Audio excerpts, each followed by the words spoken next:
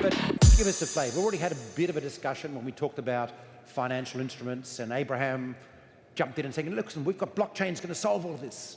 So, teaser, in a couple of minutes you're going to find out why blockchain solves all of this.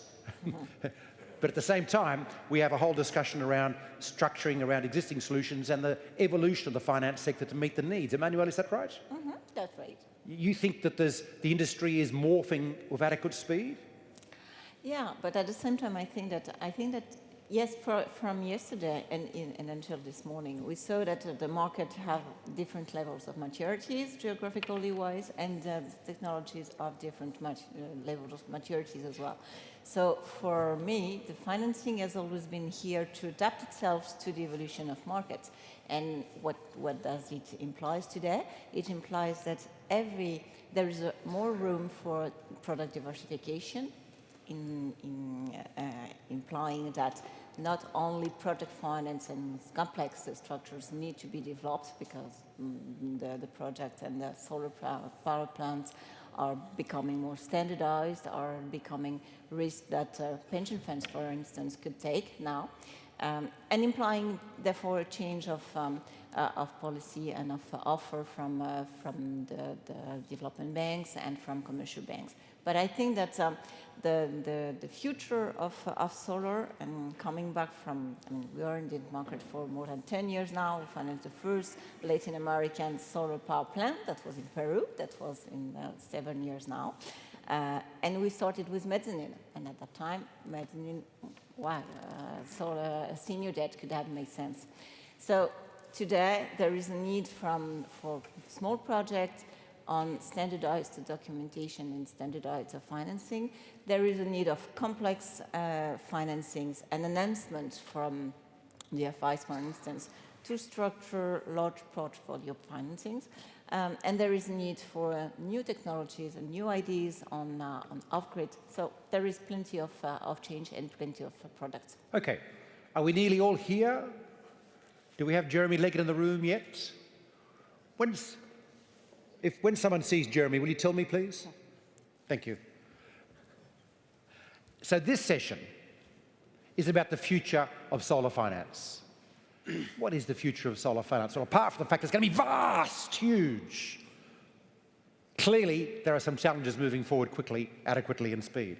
We have with us Manuel Cabrerizo from Voltic, who's got a structured finance background as long as your arm, and works in the area at the moment. Used to be at West LB, has done renewable energy developments in Italy, Chile, Panama, a very big one in the Atacama Desert, a landmark one, etc. We've got Abraham Cambridge here from the Sun Exchange, who's going to talk about blockchain and how his solutions are helping get capital to smaller programs in Africa, faster, easier, safer, and therefore increasing flows. We're going to have Emmanuel Mutz from Proparco, who's the head of energy and infrastructure, talking about structured finance, equity, and you've been working in Latin America, in Asia, and I believe you've done the largest African IPP financing, is that right? Yeah. So you've got some good stories here, and then finally, we are in the European Union, of course, where this is the beating centre of the world's finances, we hope, anyway, if the growth rates keep growing, right, Felice? Felice Zacchio, who's the head of Sustainable Energy Unit in DG DevCo, is also the head of climate change, note bringing the two together, who's got a background in working in emerging markets, Ethiopia, Nigeria, Jamaica, and he's in this really fantastically named unit in DG DevCo. It's called the Directorate for Planet and Prosperity. Ain't that our home? Yeah. And he's going to talk about European Commission policy. So the idea of this panel is they're all going to say a few things up front, and then we're going to have a bit of a conversation, questions. Then we're going to quickly go to questions from the audience. We're going to have one round of questions. Get it in the first round, otherwise you miss. And then we're going to do responses. This is a relatively short, sharp session. They're going to get up and talk rather than sit down, okay, when you do your initial introductions, because otherwise you're going to go to sleep in the back there. So your job is to go over here and wake everyone up with your comments when your time comes. I'm going to start off first with Manuel. Because Manuel, in a sense, you're out there giving advisory to all of these firms already. You've got a whole bunch of solutions. Tell us how to make it easy for everyone around here who's trying to finance solar. That's right. Well, what we do at Voltic is advise our clients on both the equity and the debt markets. What we do is we work for our clients in acquiring, when we're buying projects or portfolios of projects in different countries, or selling, or that's on the equity side, M&A. And on the debt side, we do project financing for our clients. Anywhere in the world, any technology, but only renewables. We don't do other conventional power things. We don't do infrastructure. We do renewables only. That's it.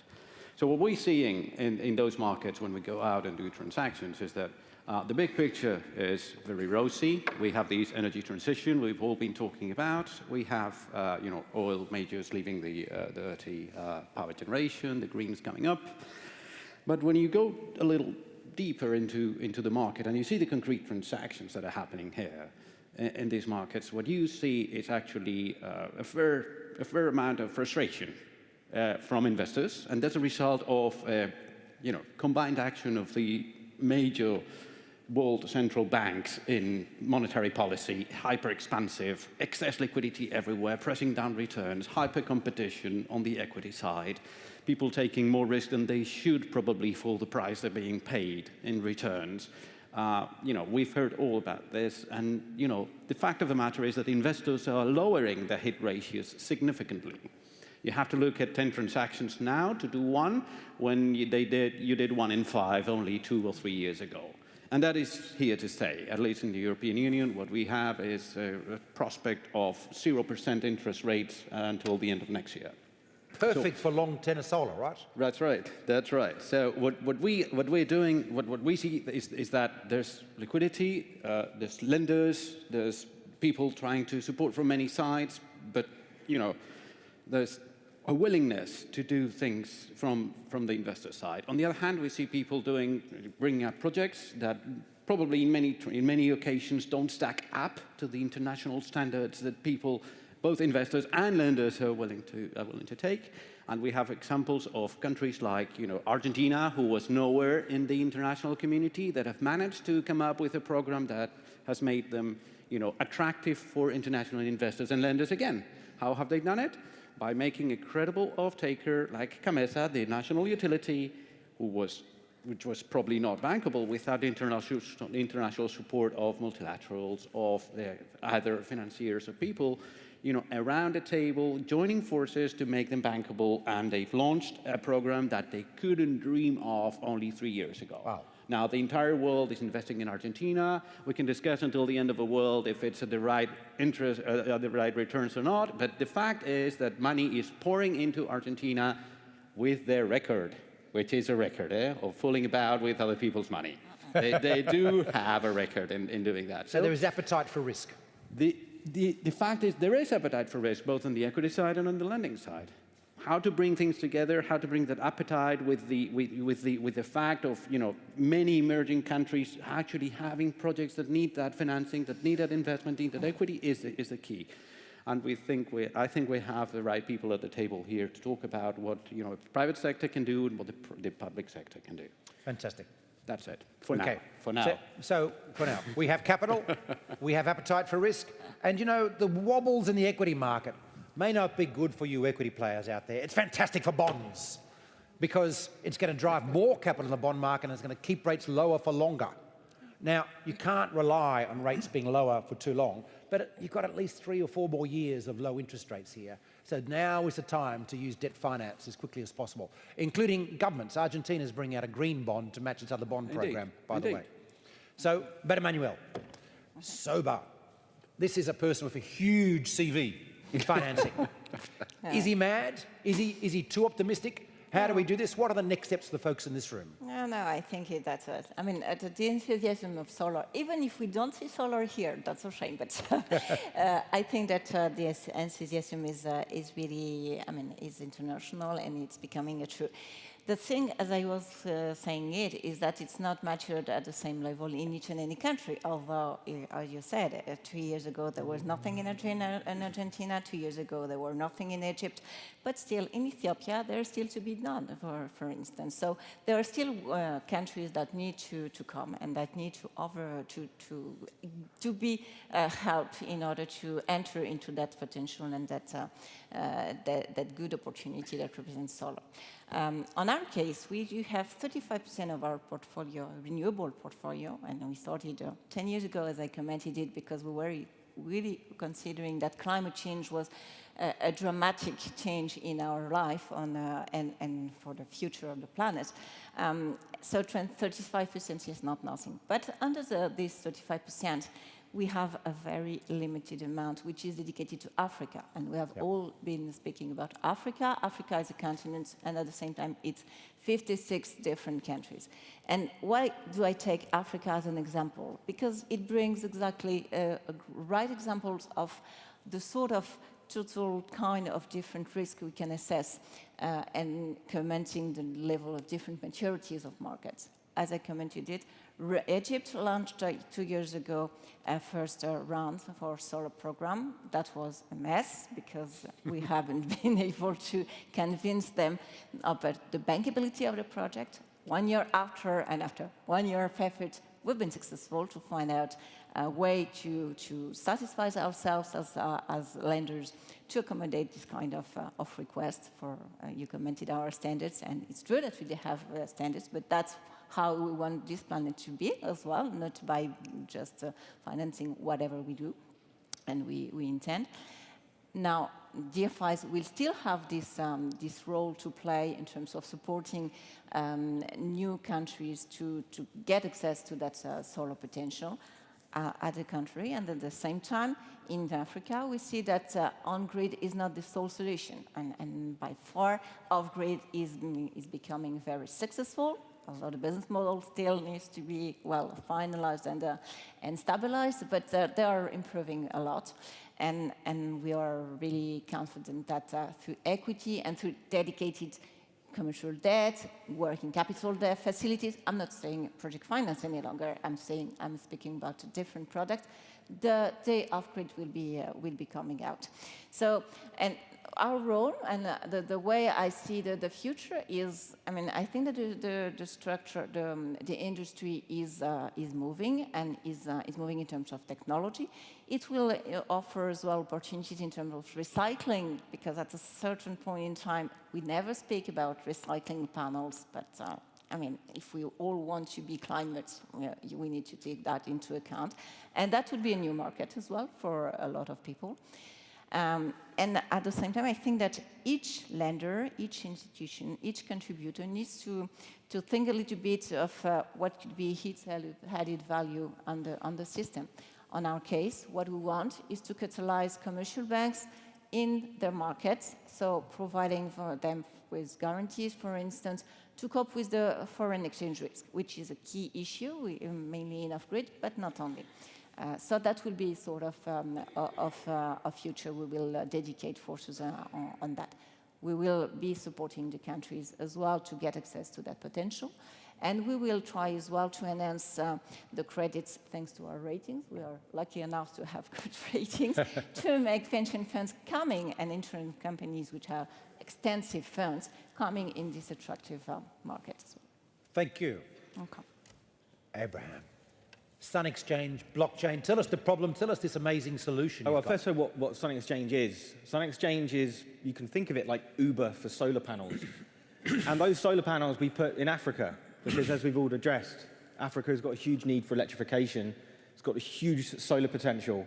And if we're talking from a climate change perspective, a solar panel located in South Africa, where we locate most of our solar panels, saves 4 times the carbon emissions than it would if it was installed in Western Europe. So what is the point in putting solar panels in Europe if we're doing it from a climate change mitigation perspective? We need solar panels in Africa, particularly in commercial industrial projects, because that is how Africa is going to electrified much faster and more efficiently than through the conventional centralized thermal generation and transmission systems that we are currently seeing throughout the continent. But what enables this? What is blockchain part of this? Well, it's a blockchain actually enables this. And we're using this now. This isn't some concept that we're trying to achieve. We're utilizing the blockchain technologies that have already been built, and we're using them to get solar plants financed. And we're doing that through the Bitcoin blockchain payment rail. Individuals around the world can now buy a single solar cell within one of our solar panels and lease it back to us for a period of 20 years. A single cell? A single cell. I could get onto your website. And buy a single cell in a cool. solar panel in a project of your choice. Wow. And it'll cost you less than $10 per cell. And the return? Around a 10% IRR, depending on the project. Over 20 years? Over 20 years. I want those. And we'll pay you. Can you hand out your business cards quickly? Sure. And there's one slight catch, but if you want to catch, some people will see this is actually an interesting feature of our platform. We pay you in Bitcoin. Why Bitcoin, you say? Why not the other cryptocurrency? Why don't we create our own cryptocurrency? The reason why we do use Bitcoin is because it's by far the largest cryptocurrency in the world, with the most liquidity, the most volume. For those of you who haven't caught up with the news, the cryptocurrency market cap now is $500 billion.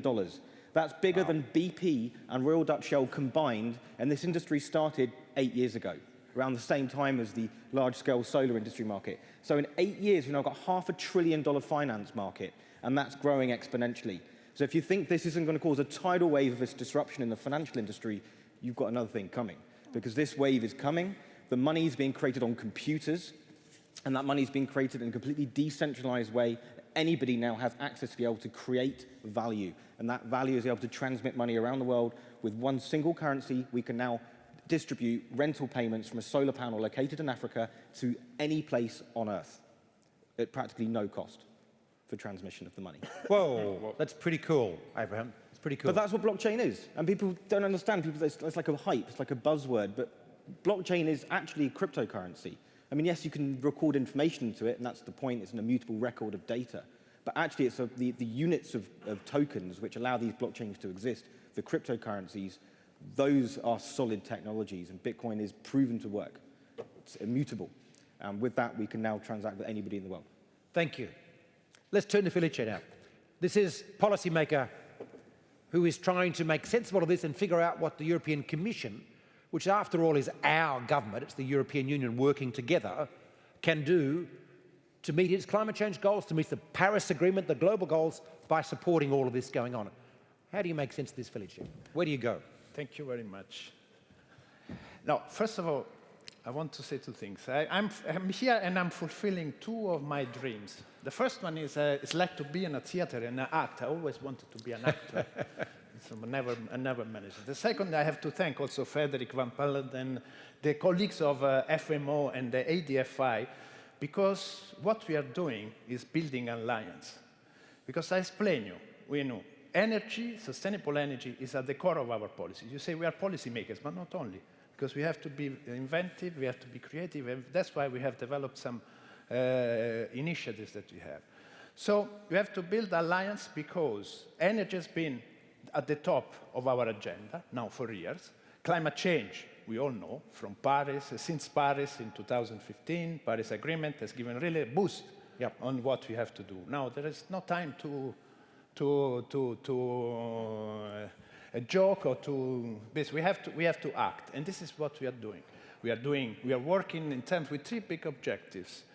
Access to energy, and of course, I'm from DEFCO, as you rightly said, and I'm from International Development Cooperation Directorate General. So we work with development partners that are not only emerging, not emerging, but really focusing on sub-Saharan Africa. So energy access, renewable energy, and of course the fight against climate change. And how do we do that?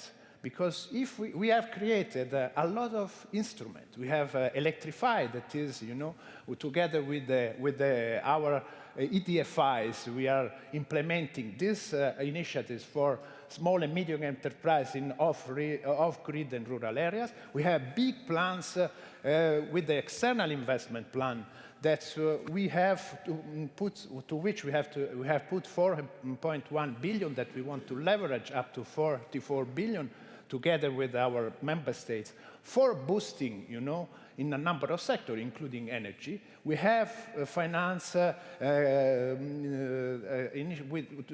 AFD and with Proparco, Africa Renewable Energies Scale-Up Facility, working on technical assistance capacity building. So we have the financial instrument. And we realized that sometimes we used to do grant, and sometimes in certain situations there is no need only for grant. There is a need for a small help to make, as you say, the money is there, the initiatives are there, the projects are there, but there is a need to make the project bankable.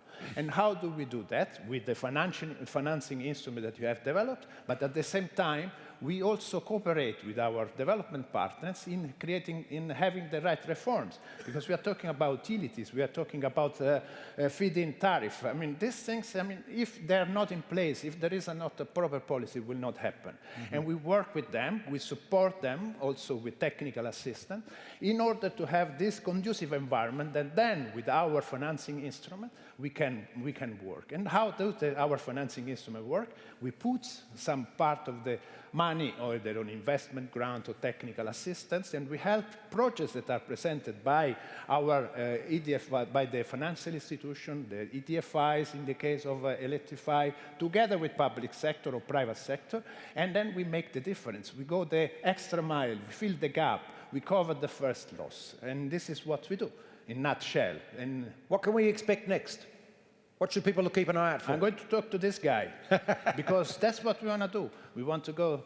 This is something that we have to explore. We have to explore digital and energy. This is something we have to work, because it's something really, I spent most of my life in Africa, and you could not even imagine at the 20, 30 years ago about what could have been done with the smartphone and this type of system. So we need to, I think the development partners have, more than anyone else, the capacity of leapfrogging. And then we have to take this opportunity. So the issue of the blockchain, I think we have to regulatory issues. China's clamped down on Bitcoin mining recently. What's the European Union doing? Are you going to be making Abraham's life easier or harder? But it's not. We have to make. Not Abraham. Abraham can help us. I want trust. If I'm going to invest, I want to know that there is a regulatory framework which covers me. It isn't a Wild West. Of course, then we have, but this is what we do. We have, for instance, the external investment plan, we have set up one is based on 3 pillars, and one of the 3 pillars is a guarantee scheme where we can cover the loss of the private sector that wants to intervene. Of course, as I said at the beginning, we are working in particular in sub-Saharan Africa, and there where we want to explore. So we are ready to cover the first loss, but we are ready to be there, but there is also a need for the investor to be brave enough to invest in particular situations. Okay, so you're not going to take away the risk, which would be perhaps crazy and foolish, but you're going to mitigate the critical risks to make it all happen more easily. Exactly. Nice. And he's going to make sure the capital flows within that framework, with the help of the bankers who know about the traditional instruments as well.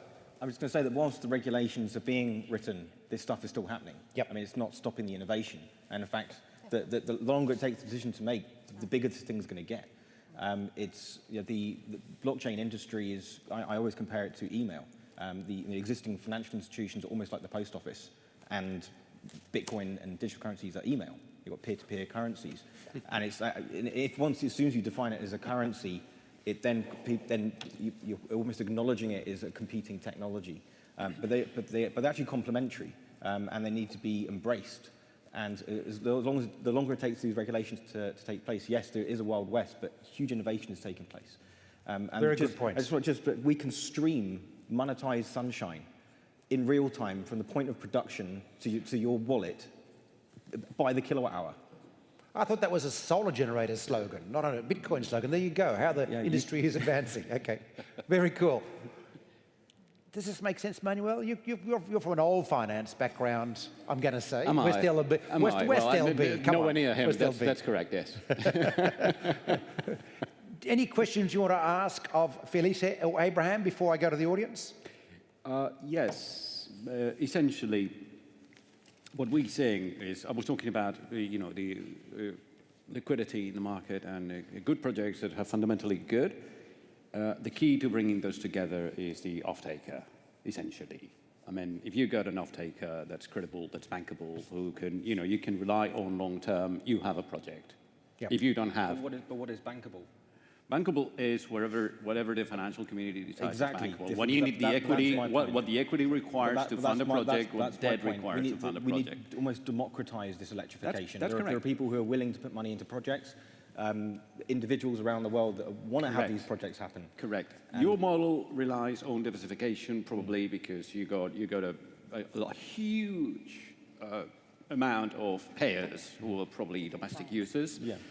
And you got the cross-collateralization effect, and you got everything. So they're not going to default all at the same time. There's no big correlation between or among them. So, that's fine. You talk about large utility scale plants, it's a different business. What you have typically is a sovereign risk. Well, you have, we're talking about Africa, but that goes also for Asian countries or Latin American countries in most cases. What you have is single utilities, monopolies, state-owned, and the sovereign risk is not acceptable. But have we not just discussed that the future for these regions are microgrids and mini-grids and not utility grids? There are. So is there a role for that kind of finance in massive acceleration of the electrification of emerging markets? If you don't work on the three pillars, as I said at the beginning, first investment. You need the investment. You need someone like you. We need you. We need the investors that are brave enough and ready to invest. We are there to support with our funds to bear the first loss. But we need to work to make the reforms. And this is also where we're going to help, and we have to help, because if you have a situation where you have a monopoly in a particular country, you will never fly, you will never develop that. You could do it. So this is something very important, and where we work together, as I mentioned, the RSUF initiative with AFD that is taking, we are giving them 12 million to join forces to do capacity building, and then we give 12 million to Proparco to work on developing projects. This is the thing. This is the combination of that. Yeah, Emmanuel, just while you're talking, who has a comment or a question they want to make in a couple of after Emmanuel's finished speaking? Okay. Got one here. We've got mics to set up. Anyone over here? Come on, guys. Women, put your hands up, particularly women. I think that off-grid is really a big part of the solution, especially in the African continent, and we will see in India as well. Yeah. But that said, you see that India has been able to have to make solar more competitive than coal because of utilities. There is a large need for energy. Exactly. So with the monopolies that he's referring to, for example, in South Africa, Eskom, who is the state monopoly, they've got a junk status credit rating. So how are they more bankable than a blue chip company, a blue chip London Stock Exchange listed mining company operating in the Eskom grid that can now be the counterparty? And that's a frustration in many countries, that the off-taker, the natural off-taker, probably the only one, apart from two multinationals who may have industrial facilities on site, and could sign potentially 2 PPAs with 2 projects. But that's not a market; those are the exceptions. Yeah. That is a tragedy. In most cases, you have the natural off-taker that's not bankable, and that's where we need credit enhancement for them, for the PPAs to be whatever PPAs they can sign. I mean, there will be countries like, for example, Uruguay, where the utility is bankable. That's fine. It's okay. There will be more mature markets where investors and lenders will take merchant risk.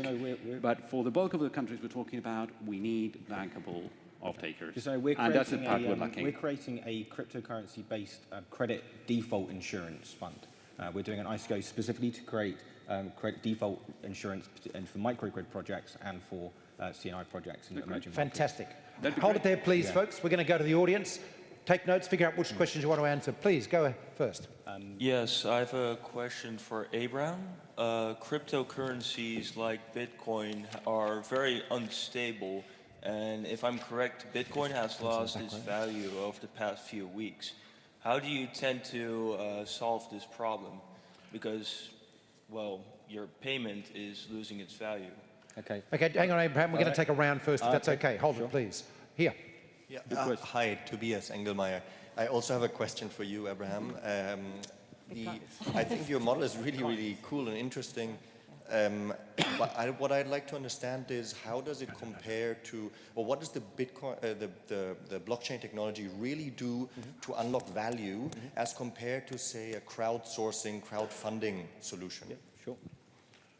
You're away. Okay, first point. So over the past month, Bitcoin has lost about $9,000 in value, but it's 12 times higher than it was this time last year. So you've 12x'd in 1 year.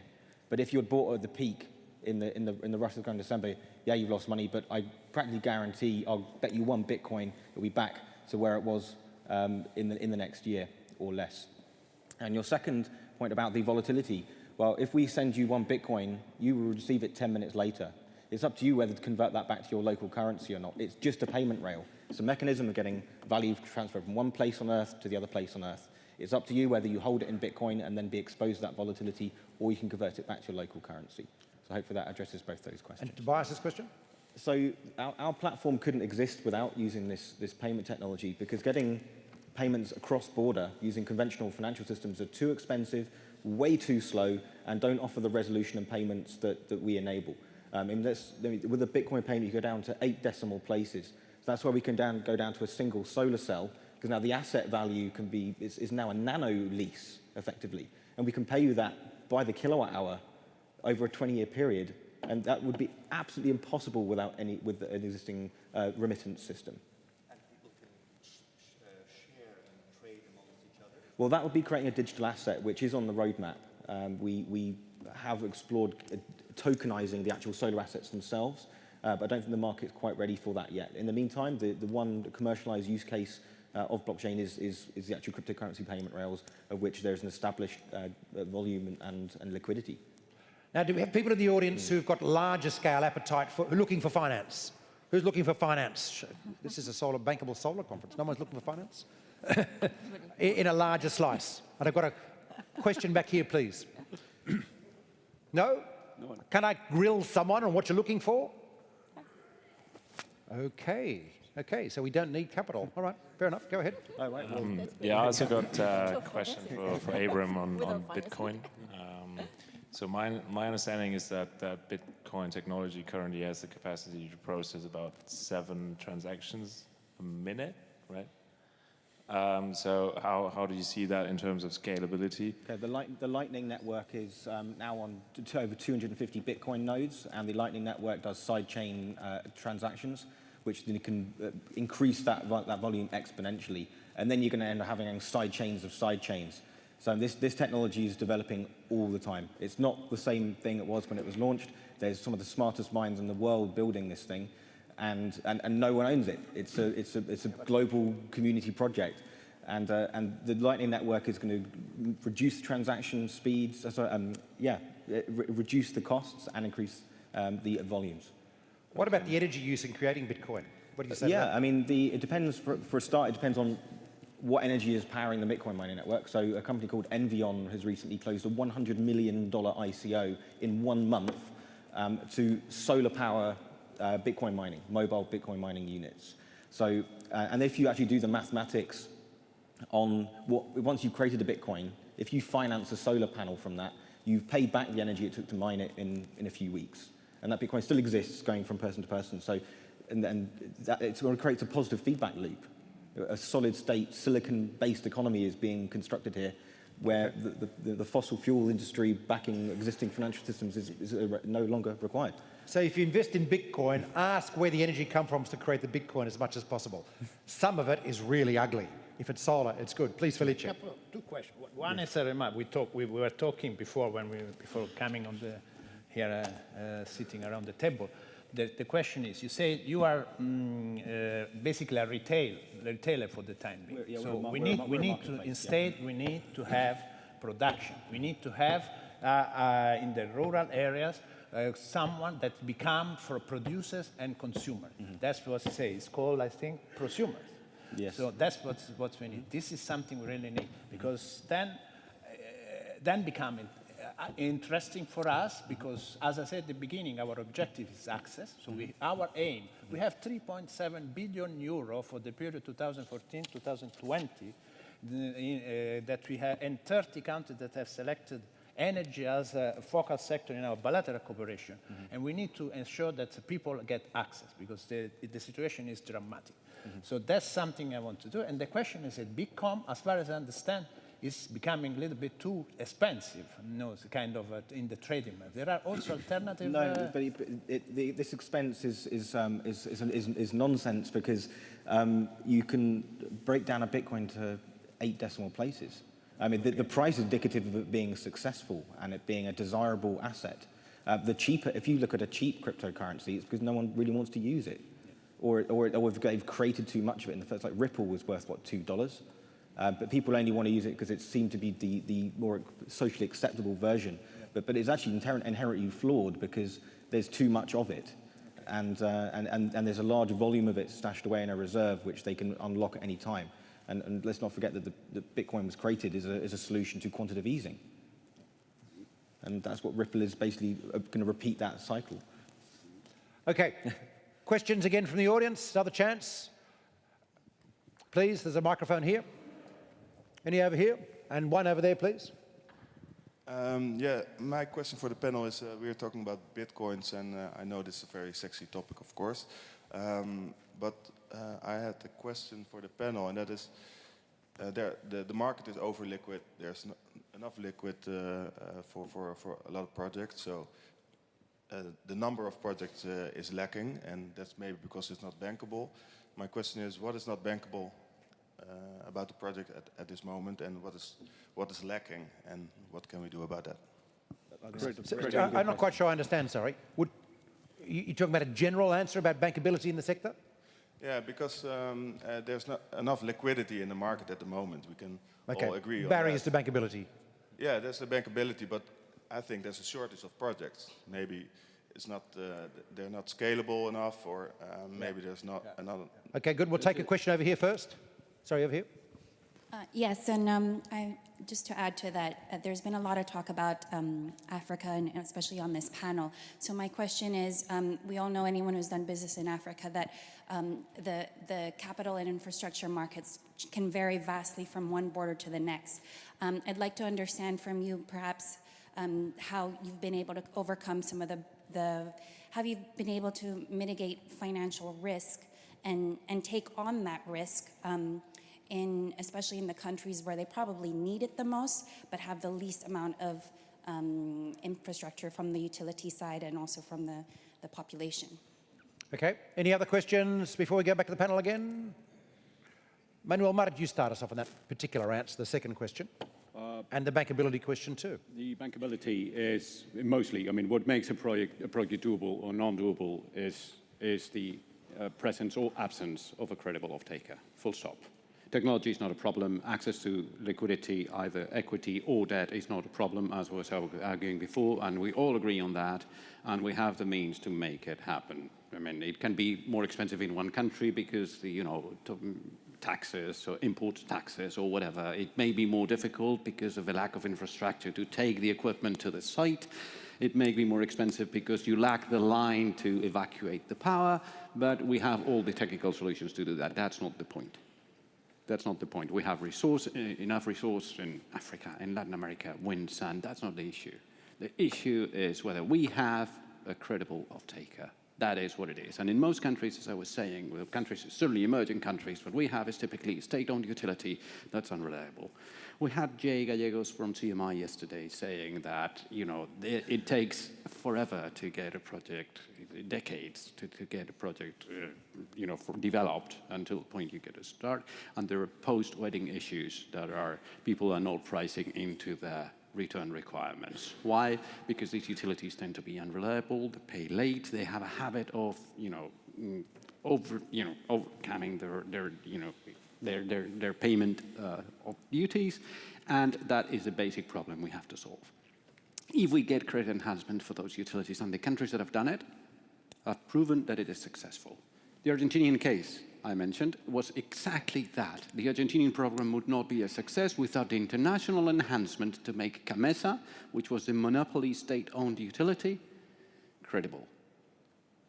World Bank, guarantee program, liquidity from DFIs, liquidity for other multilaterals, the European Union helping, everybody helping.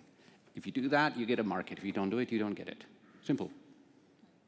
So Manuel, there's been a movement by some players to try and bring in IPP insurance, PPA insurance, I should say, globally. Yeah. Different ways. I mean, are you saying for large-scale utility, this is the silver bullet, rolling this out? If you get that, you get access to debt, you get access to equity, you get everybody. What you see in lenders, what you see in equity players is frustration if you talk to them. Why? Because they lack good projects. Everybody lacks deal flow. Everybody's lacking deal flow. The hit ratio of investors is coming down, down, down. Why? Because they need contracted projects. Nobody wants to take merchant risk, particularly in countries where there is no pool market. There's no wholesale market. So you can't actually make a projection of what the price is going to be if you go merchant. And you don't want to go merchant in that kind of country. So you need a contracted deal, and for that you need an off-taker. And the only one available is the state utility. So you need to go back to that all the time. Just hang on to Emmanuel. Yeah, I would like just to jump on that because I perfectly share your views, and it's exactly what is missing in most of the countries where we are active. Indeed, the issue is that providing insurance on off-taker risk is not the sole solution, because I mean, until those off-takers are getting better, because the sector as a whole is becoming more sustainable. There is no, I mean, I appreciate that everybody is very eager to enter promptly into new markets, to make business promptly, to make projects very quickly. But in Africa, and the revolution has not been like that. We see what's happening in terms of liberalization in Mexico right now. But Mexico is doing that now, and they started some years ago in this field. So I think that our role, and this is the role of DFIs, multilaterals, acting jointly on both the public side and the private side, and this is because they team up in order to make the sector sustainable, in order to push ahead large assets and power production of power assets more profitable, that will contribute to decrease the full price at the end of the day that the off-taker will have to pay. This is as well a willingness and a commitment from the government to get the tax paid by the end users, because if we go on with subsidizing the price of electricity, we will never find a way to move ahead on a proper basis. So we are, for instance, trying to push hard on Cameroon thanks to the financing of a large hydro asset, try to create liberalization of the sector so that everybody takes its responsibility and get the right payment of its part of the job. And by doing that, the next steps, so I appreciate the fact that nobody is patient and that everybody wants to push hardly and promptly in the countries. But unfortunately, we have to deal with that. I mean, it's true that Africa just had a benefit of for instance, mobile having been more active and not having the requirement to find different steps in terms of evolution to go up to that level, and they will go on benefiting and profiting thanks to schemes and solutions like those. But there is still need for specific steps to be faced. Felice and Abraham. Sean, everyone has a role, and you know, and our role, for instance, and I think this we are really. We can really help a lot, because all this doesn't happen if we don't have the right reforms. If we have a political dialogue, we can have the means to help governments that are willing. We have a success story in Ivory Coast, but it takes time. In Ivory Coast, we have managed to change to help the government to change the legislation and unbundle the sector. Of course, you still have the national utilities that has a contract for 20 years. But you know, they have to open up. This is something we have to do. We have to do it together. We have to do with different action. We have to do the policy reform. We have to help them to build the capacity, and then we have to intervene to help private sector, the investor, the people that want to go there and invest with creative mechanisms, financing mechanisms that then can bear the first risk and de-risk the investment. That's the work we have to do. I mean, the challenge for me with the blockchain part, Abraham, is that in the global climate change set, we've got about that $60 to $90 trillion to invest. There is nowhere near enough retail investment capital. It's small. Most of the money is held by institutional investors. Any hint of volatility, Bitcoin volatility, up or down, they're going to run like a mile because they're mainly matching assets and liabilities long term. I was going to comment on this question, but I mean, just so you know, I mean, most cryptocurrency holdings aren't institutional; they are retail. So you've got $500 billion worth of capital there, which is retail. But anyway, I just want to address this guy's question. So I mean, I think what you're trying to get at is, I mean, there are bankable solar projects, obviously. So how do you make unbankable solar projects bankable?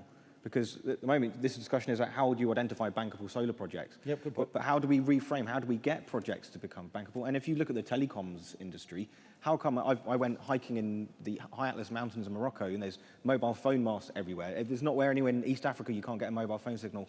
Why is it the telecoms industry had the guts to just pump cash into masts, knowing that one day the average retail income per user is going to get to a point make it viable? Why can't this money just go and build solar plants in rural areas? And I think it comes down to actually the size of the systems. There's this perception that you want to do one transaction, you've got to deploy $100 million worth of capital. Let's do it in 2 big utility plants rather than 1,000 smaller ones. And it becomes down to transaction cost issue. So maybe it comes down to standardization. But when we get approached by a microgrid operator to fund them, we want to do microgrids, and we're going to. And the reason why we're going to is because they can't get funding from anyone else. They've got a great model, great team. They may have had some seed investment to develop their resources. They may have had 1 or 2 projects. But that's not enough for, say, the World Bank to step in and fund them because they want to do $50 million at once. These guys just want to do a $250,000 solar facility. So it's not worth the while traditional around to finance these. Very good point. Okay, this is the last session of the day. This is the last few minutes of this conference. I'm now going to ask you to talk to the person next to you for 2 minutes. What's a big issue that we haven't covered that we need to cover, or a big point to make? This is open discussion, and then I'm going to ask for a few hands to feed back in, okay? So you've now got to introduce yourself to the 2 people or 3 people next to you and have a very brief conversation. What's the big issue? What's the elephant, or what's the next question? Go. Fast. Let's see what they come up with. Good job. I just wanted to address a question about other financial risks. So hang on to that for me, will you? Don't let it go. Currency. Currency is a big issue. Okay. I'm going to bring it up. Okay. I'll hold on. You just give me way whenever you think it's the right And do you want to get Harold from TCX to stand up while you're at it, because he's in the room as a solution provider? Yeah, I think. For Africa, at least. Well, when I answer, then you refer to him. Maybe Okay, I'll do that. something to add. Yeah. Okay. I just want people to go and ask him questions afterwards, rather than get him to say anything. Okay. Okay. Good. Very good point. Do me a favour. Go out and make sure people are talking to each other. Okay. Then I'll call you back in. Get involved in the audience. I've seen mobile phone masts with solar panels on them, and the village. You guys be careful what you ask. They don't want it to be damaged because it's their lifeline. Careful with this guy. Be careful what he asks. Don't put me in a tight spot. Dive in, Phillies. Dive in.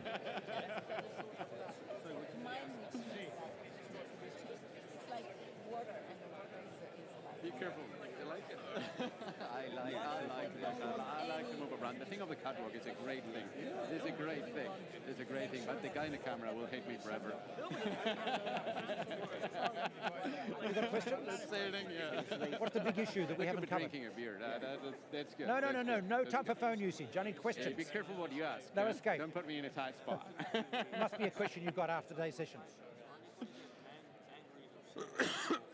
No, because as soon as we pay you Bitcoin, be careful what you ask.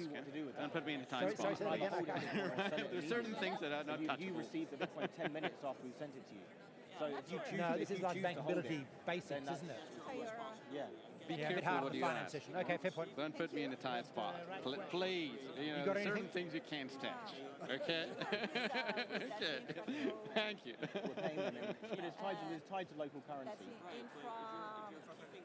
Infra-credit. Yeah. Be careful what you ask. Chair, There are certain things you can't that's their touch. fault. Yeah? Going okay? Don't put me in a tight Anyone spot. say anything Nah, about just that? feel free. Anything you want. My visit card, but please Have you got something to throw into the crowd in a minute? I need someone, a few people to stand up and say something. Please, help me out. Just wait longer, and it will be worth more. But anyway, but the point is that it's just a payment rail. Okay, If so you I'll bring receive people it back from to the your centre again account, it flashes up. Okay, everyone. If you want to sell it immediately, you can. Thank you for indulging me. That will be your lunchtime conversation to follow up. I need a few volunteers who can report something that they want to ask or a comment they want to make. Down here, in your conversations, something notable. Here, there's a microphone over here, please. On this side. You didn't talk about anything interesting? I'm a bit surprised, I have to say, but okay. Over here, hands up. Who's going to contribute something as a result of your short conversation? Okay, I'm going to pick people. Stand up, please. Hello. Hi, Lachlan from Finance Immersion. The topic we talked about was something that came up yesterday, but we were surprised it hadn't come up more again in the subsequent days. What could be improved about auction systems to make them make sure projects are sustainable, etc.? We never really touched on how could you change things. Okay. Anyone here? Please, talk. Hello. Yes, it's a question regarding the blockchain thing. So I was checking the website, Green Tick Media, that I guess most of us we know, and they mentioned that currently, in order to make all the transactions in the blockchain thing, we are using 0.2% of the electricity produced. It's the same as Bulgaria, so it's kind of shocking. If we keep the trend, in 2020, it mentions that it's going to be the same amount of electricity we are using nowadays. So my question is, Abraham, so if I buy a cell of one of your plants, then the transactions that needs to be done for carrying out this consumes electricity. I haven't done numbers yet, but is it more or less than my cell is producing? I'm wondering, it's just interesting, I think, for the audience as well to know this issue. Thank you. Okay, good question. Over here, anyone? In your conversations, did you say anything or just comment of anything of note? Sir.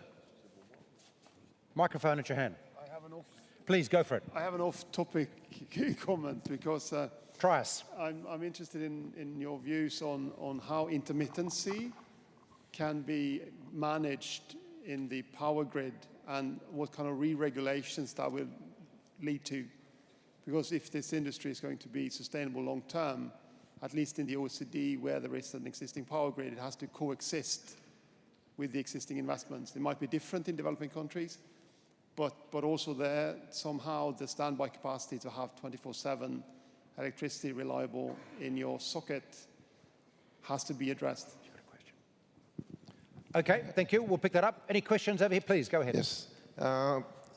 Obviously, the need is mostly in emerging countries, and many times it's small transaction and in environment where the government are not necessarily the best, and it's a big challenge. And I would like to see this conference address how to effectively bring financing to small emerging markets where governments are not necessarily the best.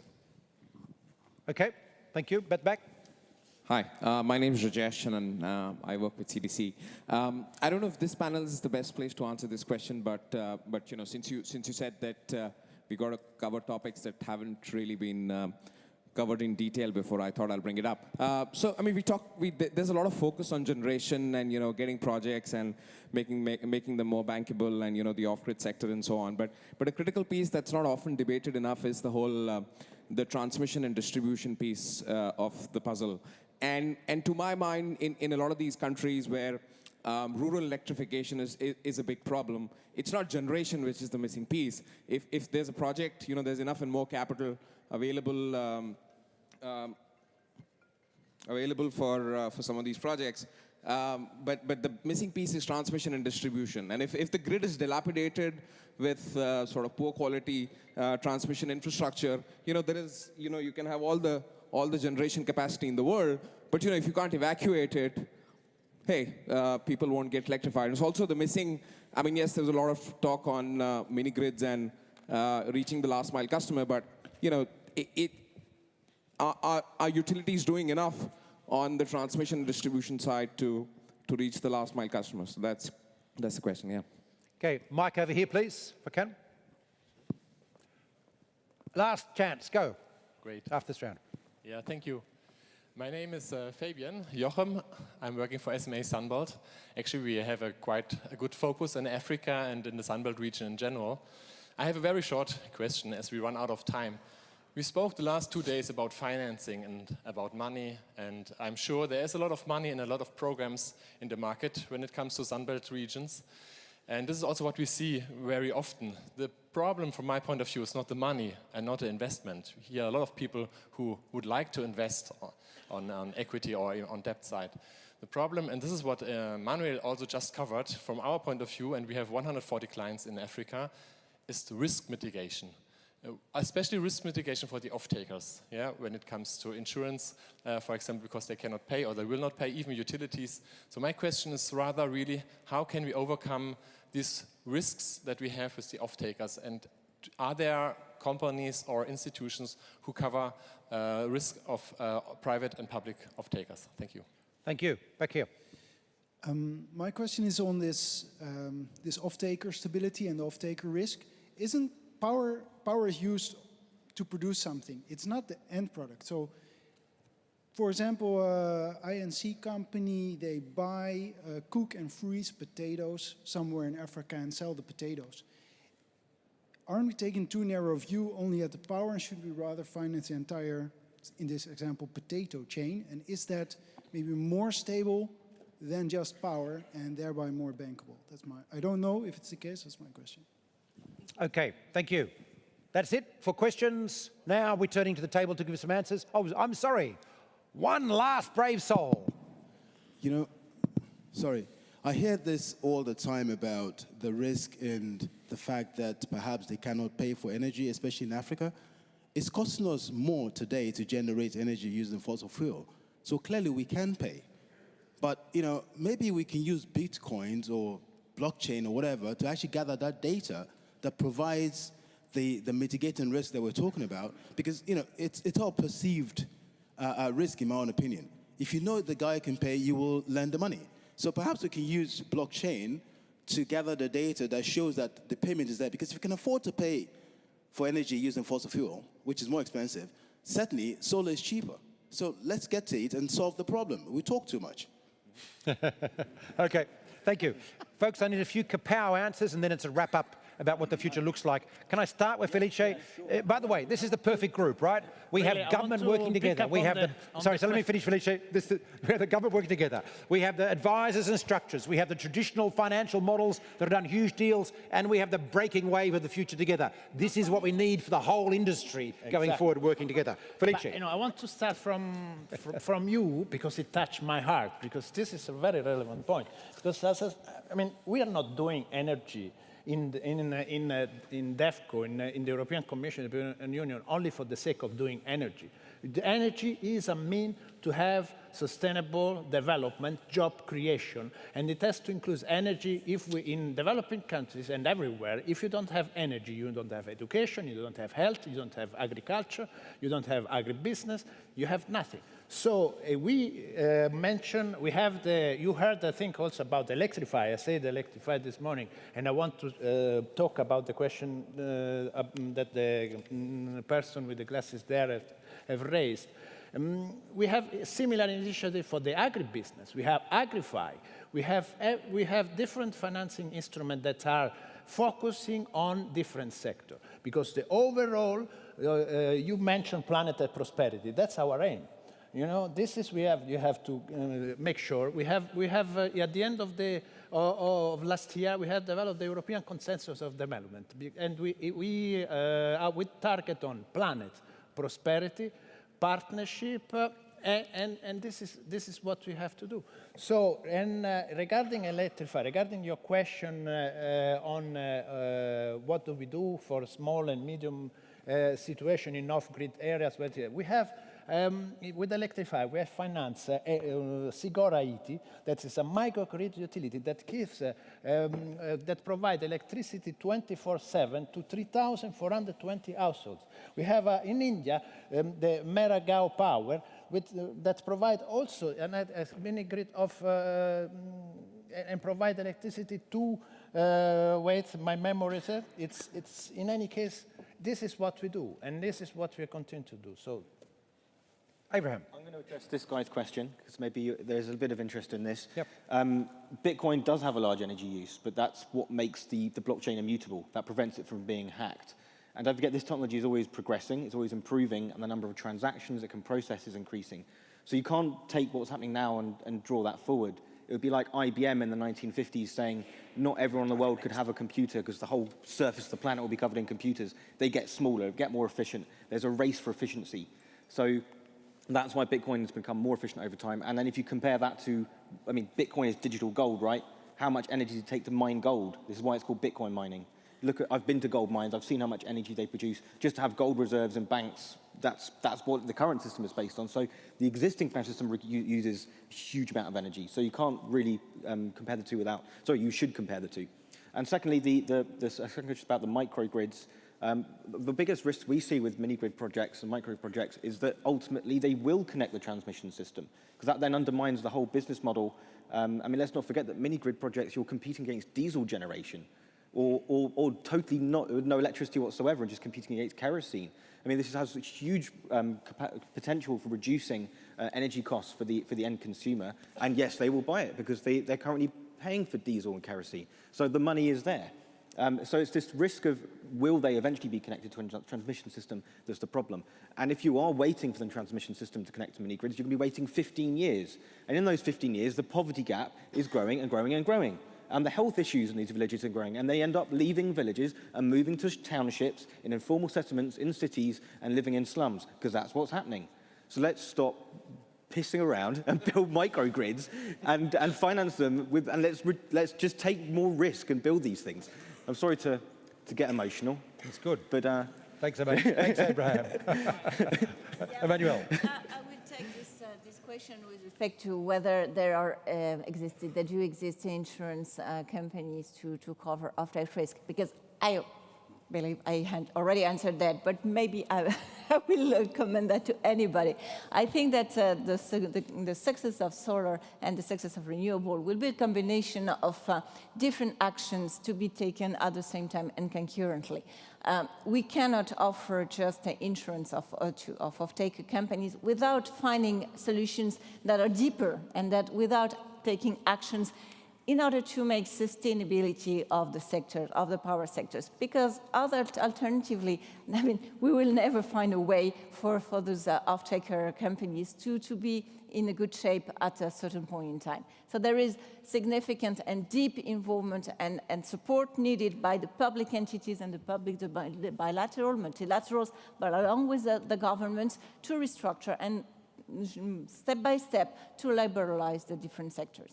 But that's not to say that nothing could be done at the level of solar and at the level of private. So I appreciate and hear again the impatience of anybody to enter into those emerging countries. And what has been commented is that there are more and more private consumers, private users at the level of industrial sectors that are quite interesting to get solar access to solar. So those are users, buyers that are sustainable, financially wise, and that you can and to which you can offer your products. So.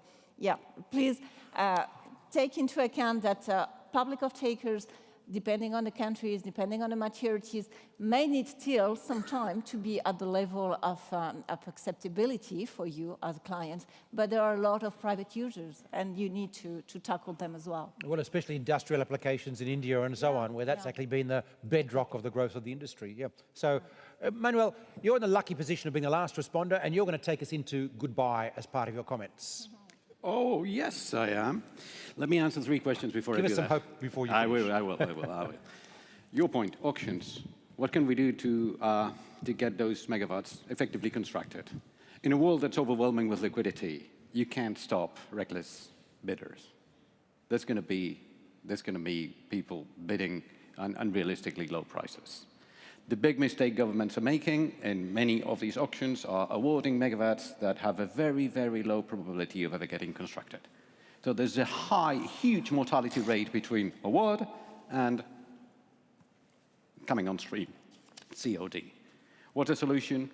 Well, there'll have to be a number of auctions that get a very low percentage of the awarded megawatts effectively connected for governments to rethink the way they're awarding them.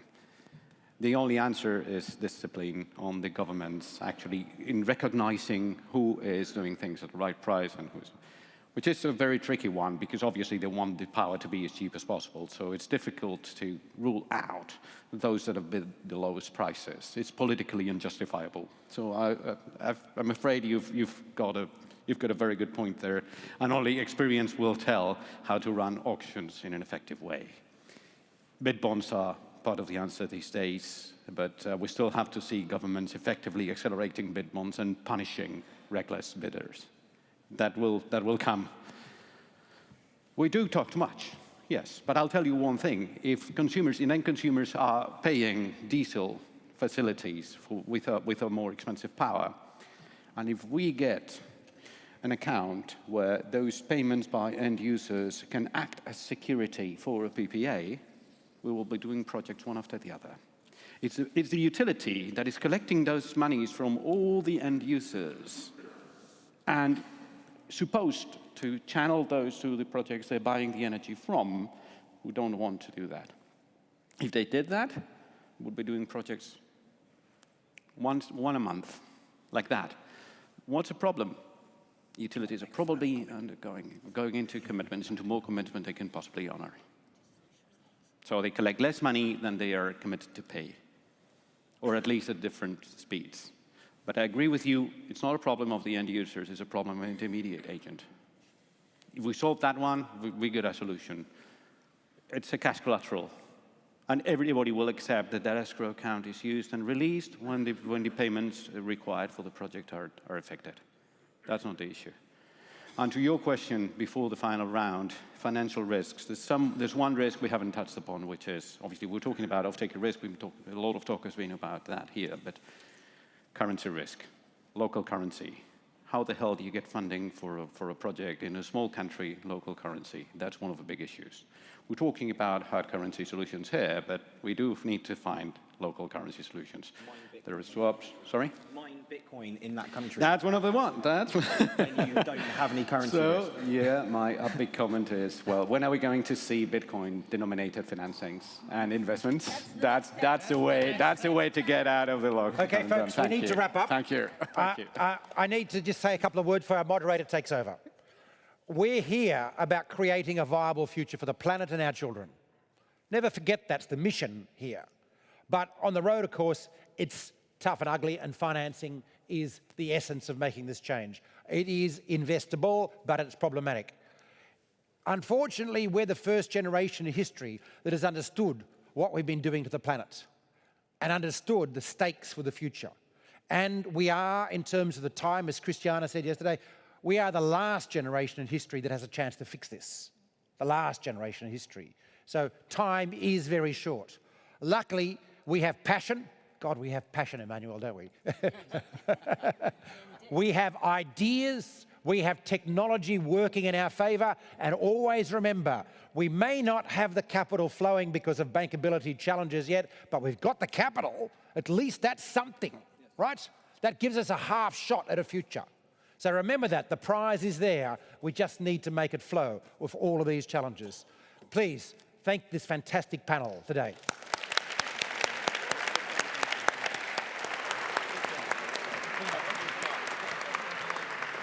Thank you, guys.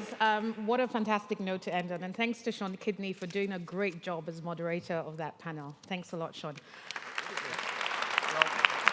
So, we are actually going to give everyone the opportunity to make comments and contributions. So this is called a catchball. I'm sure some of you have seen this before. I can guarantee it doesn't hurt. So the idea is I'm going to throw this around, depending on who wants to make a comment. And because now it's an open session, ideally make a comment. If you really need to ask another question, you may, but we just want to hear people's contributions and views about everything you've heard over the last couple of days. There's no limits to what you can ask, but I would kindly ask, because we only have about 20 minutes, that you keep it short, concise, and very succinct, straight to the point. So who would like to go first? And once you're done, you can then throw the catch ball. It's a microphone, and there's a mic, to the next person who wants to say something, not to me, because I wasn't very good at basketball at school. So, so who would like to go first? Everyone's a bit shy. Okay. Okay, so there's... Woo. Yeah. I think we've touched on a lot of things today, especially. I guess I get a lot of encouragement from the fact that we acknowledge that the money is there locally, but until such time that we start generating jobs and producing plants locally so that funds are generated. You see, if you keep generating solutions that require FX outflow out of Africa, Africa will never be able to get off the ground. We need the funds generated locally, the plants in Africa, people in Africa getting jobs and actually being able to create wealth that is reinvested there. All we do is we keep moving the money out, and that's the major problem. So to all the financiers, think about how we can actually support that local solution. Yeah, that's very right. But this goes with ownership. Africa has to own the process. That's the point.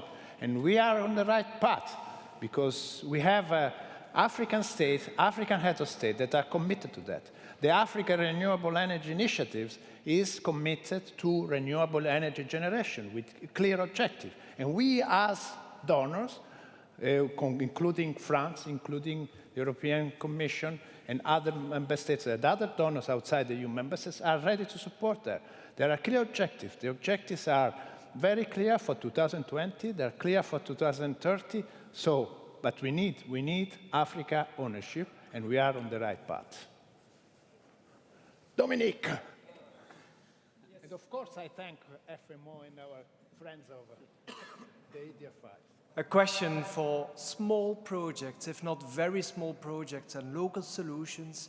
We as an investor, international investor, how can we involve local banks to also look into these initiatives and to give timely additional financing in local currency that is enabling projects to being realized? Yeah. I'm going to have to take liberties here. Because we want to get lots of comments, and we've had the panel speak, can we come back to the answer for that later and get some more comments in from any other people in the audience? Who else would like to make a comment on technology? There's someone there. Oh, okay. Hi, I'm Marachele Gianfranchi from Gogla. We heard a lot of views today. I was wondering if we could pay attention to the consumer perspective, because in the end, sustainability of all the bankable projects will be related to the end consumer, and this is a voice that I feel we have maybe a little bit overlooked. Thank you. Thank you very much for that contribution.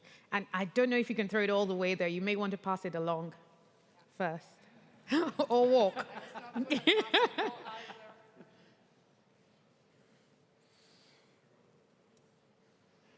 Thank you. Just a few comments. I think this is a very decent audience. So talking about risk mitigation, on a micro level, you have the pay-as-you-go schemes. As soon as you stop paying, the lights go off, and you have to put in a new code. you get light again. You can do that on a bigger scale as well. I know of these monorails in one of the Emirates where the customer didn't pay the client, an Asian client, and they simply waited until the monorail was functioning during the daytime, turned it off, and there were people stuck, and it got pretty warm in there. The payment came through quite quickly all of a sudden. So I think, and I also know an example of an Indian village where the whole village was involved in maintaining the solar plant, cleaning it, and they got free power from it. So by the time the utility stopped paying for a while, obviously the developer got in touch with the villagers and they blocked the highway. And so risk mitigation, I think there are many solutions to that, more than just the paper ones or the Excel ones. And I challenge everyone to think about that. Thank you. Thank you. Anyone on the side? Maybe we can take and answer the question around the banks. And that actually ties in quite well with the consumer finance question here. I don't know who wanted to have a go on the panel. Yeah, please. It's true that we haven't spoken about local banks and intermediary. I think that your point is very right, and we see that for off-grid there is still a need to decrease the pricing of local banks and to support them in understanding this kind of risk, to understand them, to allow them to understand the project finance risk as well on long maturity. And I mean, we are trying at the level of our group, but FMO as well, and to find, to provide them with a large line dedicated to climate change products and climate change projects, and providing them with technical assistance, and that along with the UE. So we need to, I appreciate that we need to increase a lot this, those initiatives, but our parent company, a French development agency, has developed what we call the Sunref facility, which is a dedicated line to local banks for this kind of things. And the next step for that development of Sunref will be definitely to assist the banks on the off-grid risk and the smallest companies. Thank you. Any more contributions before we wrap up? Can I make a point on? Yeah, sure. Because I think we have talked about private sector financing and this. We may, and this is because we have launched. Our commission has launched the GAP, the Gender Action Plan. I think this is something very important that we, especially in Africa, in developing countries, we look at how we can boost, how we can improve the role, the presence of women in the energy sector. That is, by definition, a sector that is more male-dominated, let's put it this way. And we have just financed 20 million euro on a project that is like this. We want to, first of all, enhance and boost the capacity of the entrepreneurial capacity of women, but we also want to add and improve the advocacy, and we want to improve their role in the policy-making decisions. So this is very important, and please take care of this when you go there. Look at them, because we are talking about the consumer, the end user of everything in Africa. Who is going to fetch the water? Who is going to do this? Are the women? Who is going to cook? Are the women in Africa? So please, let's have this in mind. Thank you very much. And that's a very good point, actually, because in terms of wood burning and fuel and other sort of dirty forms of energy, women and children actually are the biggest consumers. Yeah, absolutely. So thanks for bringing that dynamic to attention again. We're about to close up, but we still have time. So if there's any burning comment you really want to make, something you haven't heard, would like to have heard said, or you think should be the focus of future events like this, please feel free to say. Otherwise, there's a gentleman over here.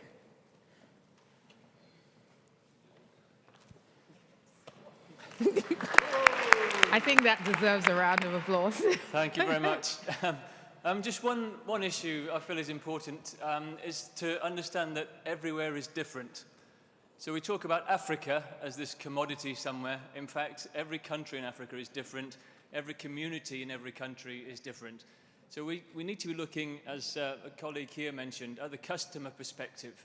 What is the real customer demand? That's what we do in any other markets. Let's understand what the realities are. It may not be solar or mini-grids or bio or wind. It's going to be a combination. We know that. We need to understand what are the most effective financing tools. There are different tools available, but we need to see the other issues which dictate local market development. What about the policy? Matching the technology to the local resources is going to be critical. But to get investment, we need to have the regulation, we need to have policy frameworks. We need to see the big picture. That's what local market development is all about. Thanks. Thank you very much. Last comment, and then we close. Absolute last comment. Yeah? Just one more, the very last one, the gentleman in the back.